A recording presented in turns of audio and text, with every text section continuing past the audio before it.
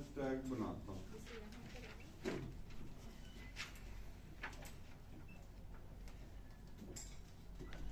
एक ये एग्जांपल मैं बना सकता हूँ, दूसरा मैं कुछ एग्जांपल इस तरह की बना सकता हूँ।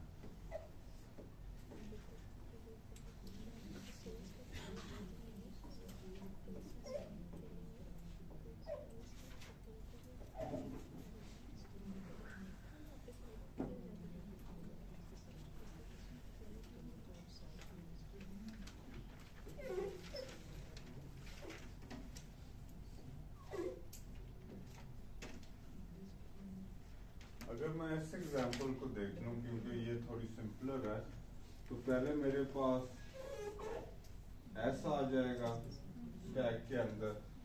एस मेरे पास रिमूव हो जाएगा, एस का कलर मेरे पास ग्रे हो जाएगा, डिस्कवरी टाइम वगैरह सेट हो जाएगा। अब मेरे पास जो है वो फर्ज करते हैं कि Z पहले है, वो आ जाता है, फिर मेरे पास X पहले है तो वो आ जाता है, ठीक है। तो ये मेरे पास इसके वो चीजें मेरे पास अंदर आ गई हैं। अब मैं जब रिमूव करता हूँ तो ये वाला रिमूव हो जाएगा। अब ये वाला जब मैं रिमूव करूंगा इसका कलर ग्रे हो जाएगा, और ये Y जो है ये मेरे पास स्टैक में इंसर्ट हो जाता है। अब मैं जब रिमूव करता हूँ तो ये Y में, अच्छा ये ग्रे हो चुका है, तो ये Y मैं रिमूव करूंगा,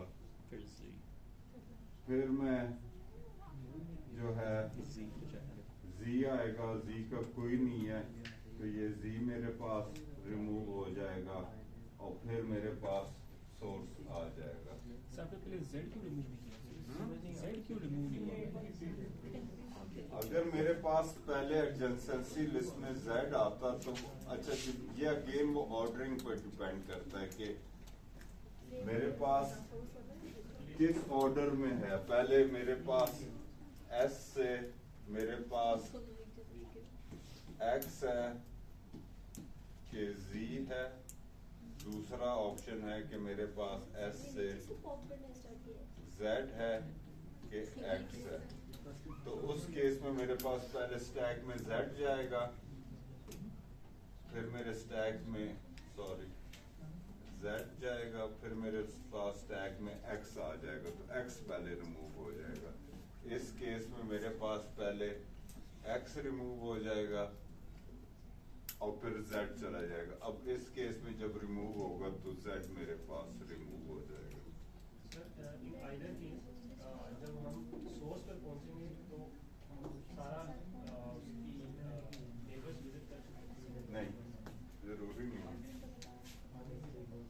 हो सकता है यहाँ पूरी ग्राफ की दुनिया बात हो सकता है ना, यहाँ से कुछ एजेस जा रही हो और यहाँ पर हजारों नोट्स पड़े हैं, तो वो तो उस डायरेक्शन में चला गया। अब मैं सोर्स पर आई हूँ, लेकिन ये सारी चीजें मेरे पास रह गई, ये इस ग्राफ से डिस्कनेक्टेड है। अगर यहाँ से कोई कनेक्शन यहाँ तक जा रहा होता तो फिर वो यहाँ से ट्रैवल करता हुआ इधर भी घूमकर फिर वो सोर्स में चला जाता। तो जो आप बात कर रहे हैं तो कुछ केसेस में तो हाँ पॉसिबल है अगर वो बहुत कनेक्टेड है, लेकिन कुछ केसेस में वो इन जनरल वो पॉसिबल नहीं है।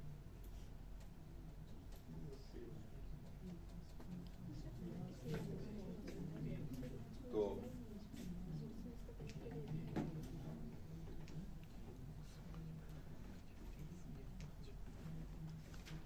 no, it's not necessary that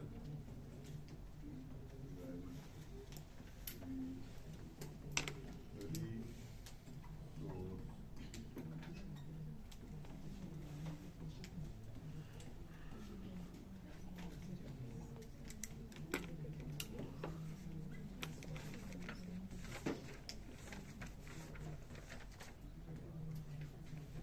और रीजन मैंने एक एग्जांपल रीजन ये दी है कि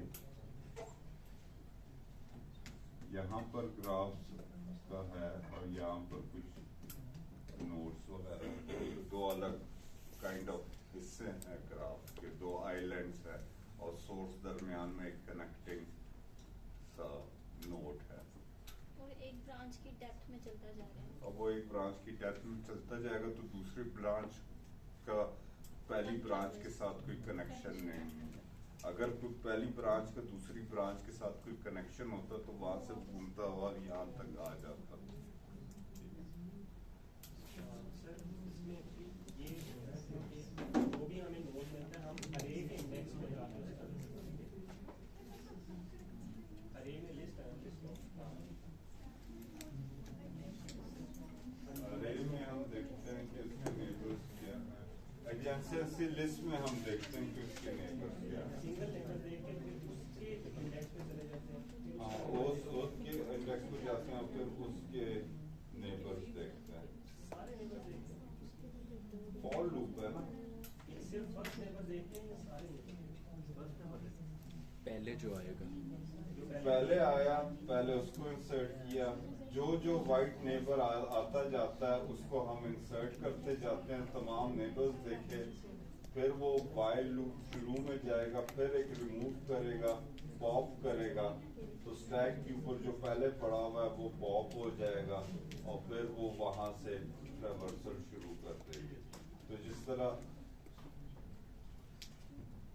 BFS के अंदर हमारे पास एक फॉर लूप है तो वाइट नेबर्स हम क्यू के अंदर सारे डालते जाते हैं, तो उसी तरह अब जो है वो तमाम वाइट नेबर्स मैं स्टैक में डाल रहा हूँ। लेकिन अब इत्तेफाक ऐसा हुआ कि ये एक्स नेबर जो है ये स्टैक के ऊपर आ जाता है और यहाँ पर जो कुछ भी नेबर है वो यहाँ पर नीचे पड़े हुए हैं इससे, तो मेरे पास पॉप एक्स हो जाएगा।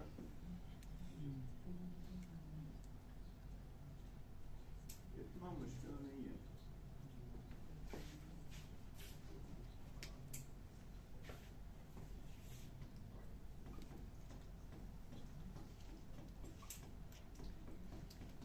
तो ये आई गेस थोड़ा सा मैं एप्लीकेशंस के ऊपर थोड़ा सा बात करता हूँ कि एप्लीकेशंस ऑफ BFS। तो BFS जब हम पढ़ते हैं तो बज़ाहिर मतलब इसके लिमिटेड यूजेस नजर आते हैं, लेकिन इसकी यूज जो है वो उस सेंस में होता है कि ये फंडामेंटल वो हमें ग्राउंड वर्क दे देते हैं ज्यादा कॉम्प्लिकेटेड ग्राफ के बारे में इंफॉर्मेशन एक्सट्रैक्ट करने का के लिए, ठीक है। तो फॉर एग्जांपल हमारे पास एक डिस्कनेक्टेड ग्राफ होता है, एक कनेक्टेड ग्राफ होता है और एक डिस्कनेक्टेड ग्राफ होता है।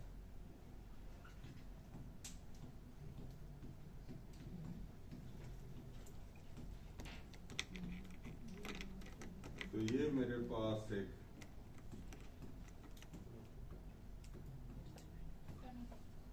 कनेक्टेड ग्राफ है, ये तमाम जो है ये मेरे पास एक ग्राफ है जो कि कनेक्टेड है। ये मेरे पास एक ग्राफ बनाते हैं जो कि मेरे पास डिस्कनेक्टेड है या नॉन कनेक्टेड है। तो इसमें मेरे पास आइलैंड्स बने होंगे।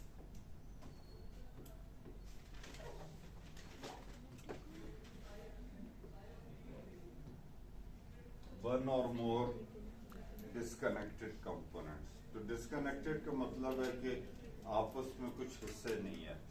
तो हो सकता है आपकी क्लास में भी मुख्तलिफ ग्रुप्स हैं जो कि आपस में बातचीत ना करते हैं। तो जब मैं ग्राफ का आपकी क्लास का ग्राफ बनाऊंगा तो वो कुछ दोस्तों का ग्रुप इधर होगा, कुछ दोस्तों का ग्रुप इधर होगा और वो पूरा ग्रुप शायद कनेक्टेड ना हो। तो अब मेरा आपसे सवाल है,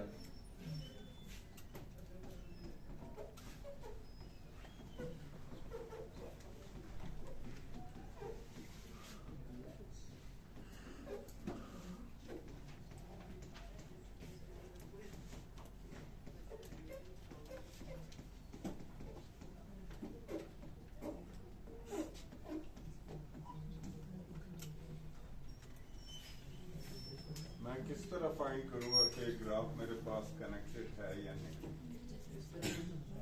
डिस्टेंस इंफिनिटी वो भी ठीक है। हाँ, तो डिस्टेंस अगर मेरे पास किसी एक आप वाला एल्गोरिथम मेरे ज़हन में कुछ और चल रहा था, तो रन BFS फॉर एग्जाम्पल और such that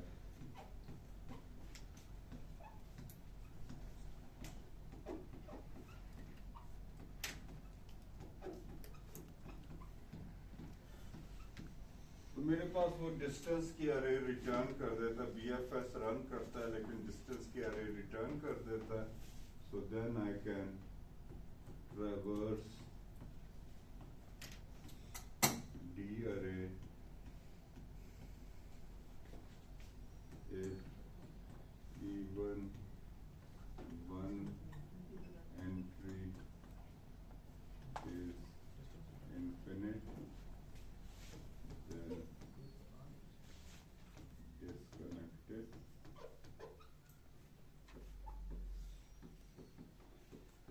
Otherwise connected.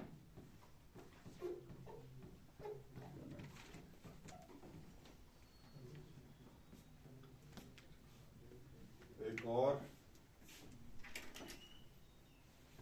इस पर आई गेस आप लोग थोड़ा सोच लें. How do we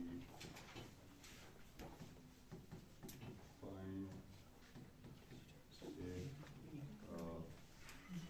an undirected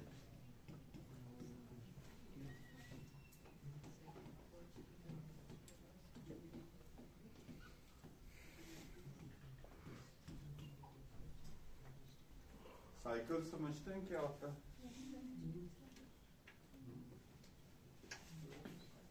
loops.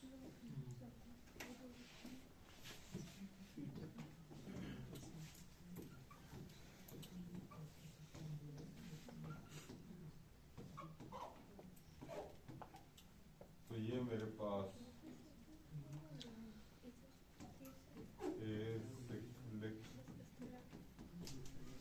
Graph है, क्योंकि इसमें कोई लूप नहीं है, कोई मैं घूमते हुए वापस अपने ही उसी ओरिजिनल वर्टेक्स पर नहीं आ पाता.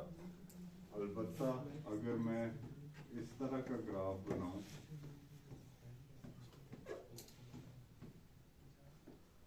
तो अब इसमें एक लूप एग्जिस्ट करता है.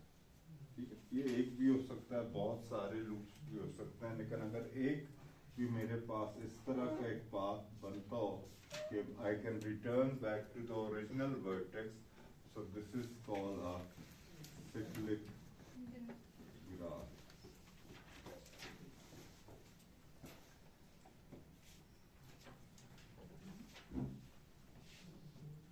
BFS can be easily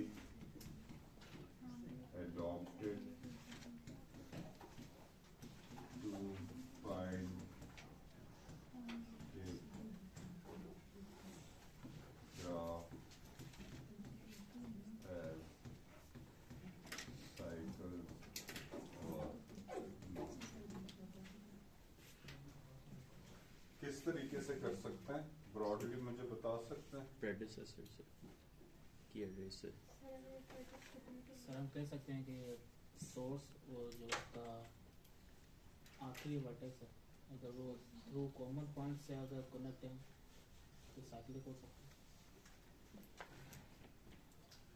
इस ग्राफ को अगर देखें, ठीक है, आपको याद है हमारे पास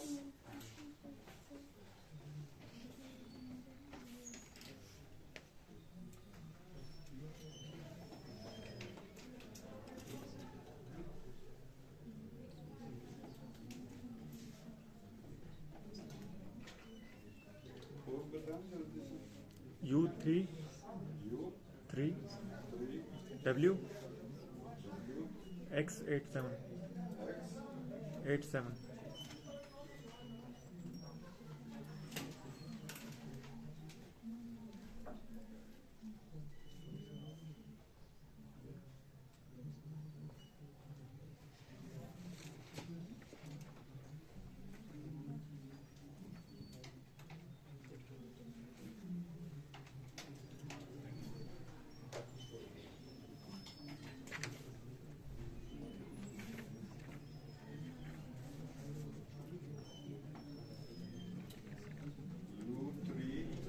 W W X87